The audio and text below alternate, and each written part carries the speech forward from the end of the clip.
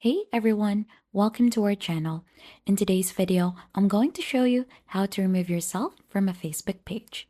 For us to be able to begin, just first log in onto the account that has access to your Facebook pages. So as you can see, I'm currently onto my main account already in here. And to go ahead and remove yourself from a certain page, just switch onto that page.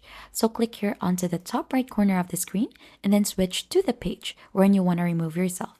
So if you're not seeing the page in here, click on See All Profiles to view all of the pages that you have onto your account.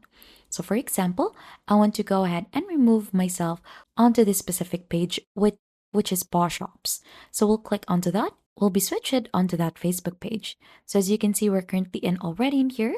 Just click onto the profile here, and then we'll get redirected here onto the profile of that Facebook page. Once you're in here, click on Professional Dashboard. Then right after, once you're already here onto your Professional Dashboard, you'll just have to scroll here and then click on Page Access.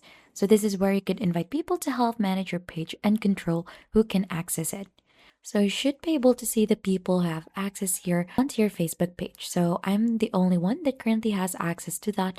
So if you have other friends that has access to that Facebook page, you should be able to see them here as well. Now, to remove their access or to remove yourself from that Facebook page, click onto the three dots in here and click on Remove Access. So it should go ahead and ask you as well to type in your password for security. Just click on Confirm once done and just wait for it to load, and it will redirect you back again onto your Facebook page.